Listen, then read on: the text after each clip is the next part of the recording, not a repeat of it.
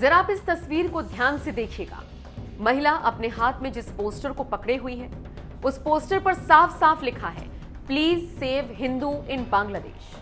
खैर, पिछले कुछ समय से जो कुछ भी बांग्लादेश में हिंदुओं के खिलाफ देखने और सुनने को मिला, यकीन कीजिए इन तमाम चीजों ने एक बार फिर 1980 का वो संविधान संशोधन याद दिला दिया, जिसके बाद ये कहा जा सकता है कि बांग्लादेश हिंदुओं के लिए नरक बन गया। आज जिस तरह से बांग्लादेश में कट्टरपंथियों की कट्टरता देखने को मिल रही है, उससे न सिर्फ भारत परेशान है, बल्कि बांग्लादेश की प्रधानमंत्री शेख हसीना भी चिंतित है। अब खबर तो ये भी सामने आ रही है कि हो ना हो हसीना सरकार जल्द ही इस्लाम को बांग्लादेश का राष्ट्रीय मजहब बताने वाले हिस्से को संविधान से खत्म करने पर विचार कर सकती है। अगर ऐसा होता है तो फिर बांग्लादेश में 1972 से पहले के संविधान को लागू करने की जरूरत पड़ सकती है। दरअसल बांग्लादेश 1971 में वजूद में आया था और उसके बाद बांग्लादेश ने 1972 में संविधान अपनाया, जिसने बांग्लादेश को एक धर्मनिरपेक्ष मुल्क की पहचान दी। लेकिन इस धर्मनिरपेक्ष की पहचान ज्यादा दिन तक नहीं रह पाई। अब देखिए बांग्लादेश की राजनीति में किस तरह से कट्टरपंथियों की एंट्री हुई। बांग्लादेश के संस्थापक बंगबंधु शेख मुजीबुर रहमान।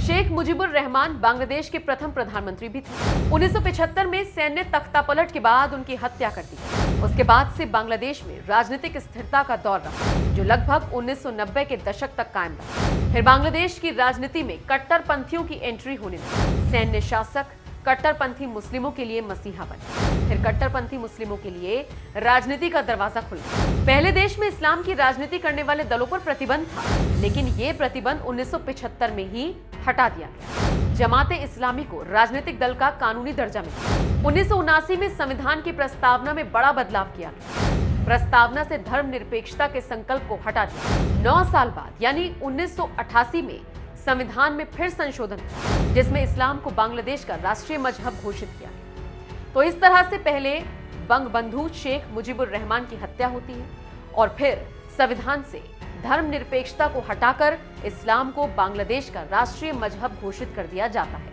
जिसके बाद धीरे धीरे बांग्लादेश में कट्टरता की वो दास्तान लिखी गई जिसकी उम्मीद खुद बांग्लादेश ने नहीं की। अब देखिए बांग्लादेश में जैसे ही ये संविधान संशोधन हुए, उसके बाद तेजी के साथ बदलाव भी होना शुरू हो गया। संशोधनों के बाद बांग्लादेश में मदरसों की बाढ़ आ गई। 1975 में देश भर में 1830 मदरसे थे।